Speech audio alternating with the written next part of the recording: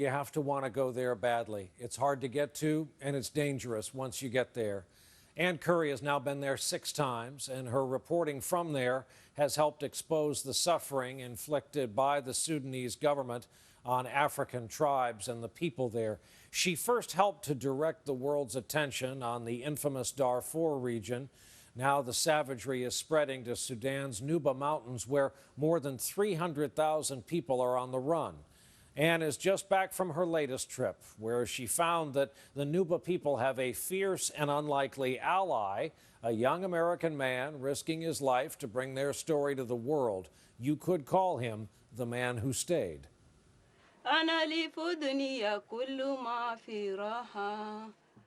A woman in Sudan's Nuba Mountains sings, "There is no comfort in this world." And here, where a war is raging, comfort is indeed hard to find.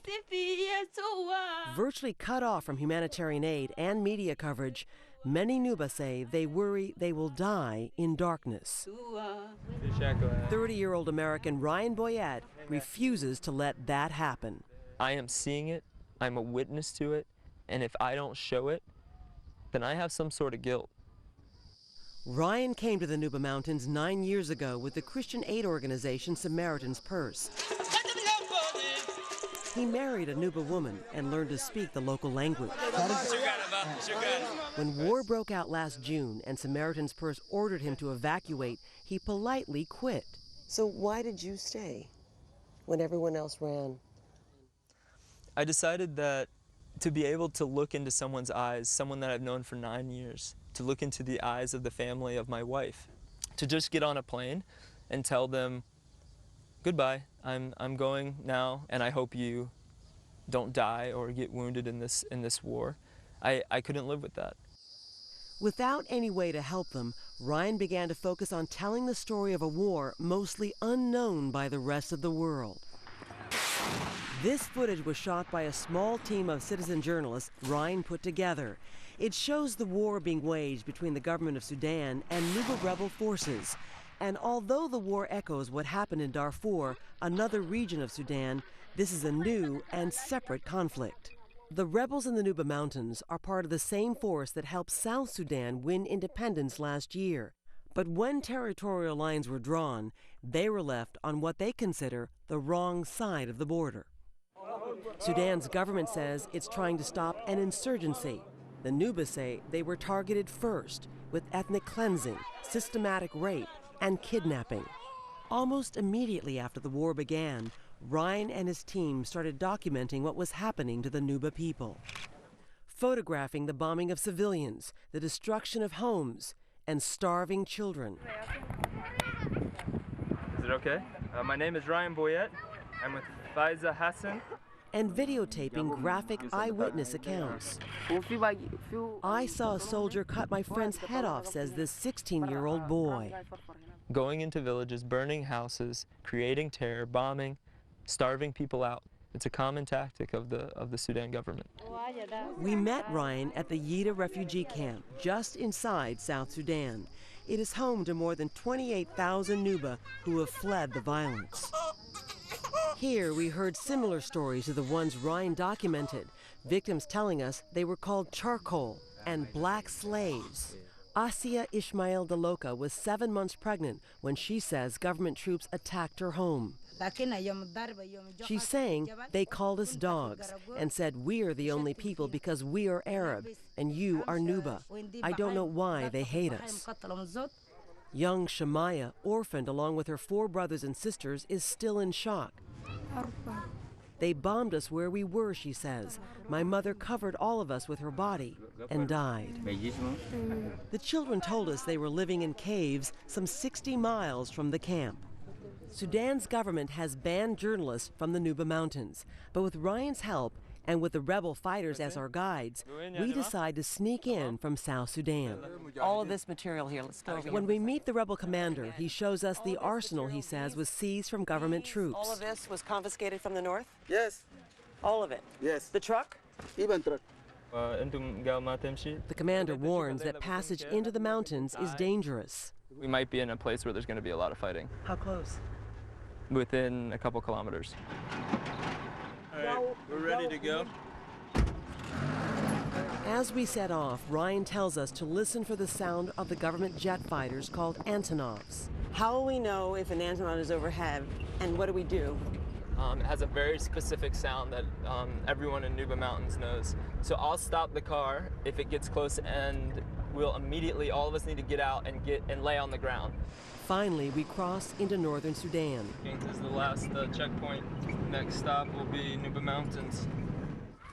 You've been living like this for Since June. June. When we arrive, Ryan leads us up to the caves. You say you've seen up to 2,000 people living? Yes, in some mountains there's a lot. It's estimated tens of thousands of Nuba people are living in caves for shelter from the relentless bombing. Every day is a struggle to survive, and it's here where we discover 64-year-old Hannah Cooley, who has taken it upon herself to feed and care for 12 children separated from their families. When was the last time these children ate? The day before yesterday, they ate a meal, but it was small. As we speak with Hannah, warplanes fly overhead, sending everyone scrambling into the cave to huddle for safety. She said to come in. Hannah is overcome with emotion. Her 89-year-old father, who is blind, prays to God for protection. Nobody here was hit when the bomb fell. There's one more in the cab. But a few hours later in the darkness, we find the victims. There was an Antonov earlier today, and it's hit this woman in the chest. It has cut her breast, and now her lung is actually exposed. She's in so much pain. 4 Nuba women hit by the shrapnel. At least one is not expected to survive the 6-hour drive to the hospital.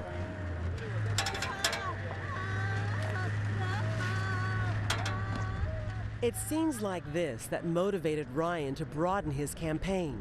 Last year, he returned to the United States to testify before Congress, but he's made it clear that despite the risks for himself and his wife Jazeera, he will not stop fighting for the Nuba people. What does it mean to you that you have a husband who's willing to risk his life for your people? I just think that he loves me. I think it's completely worth the risk.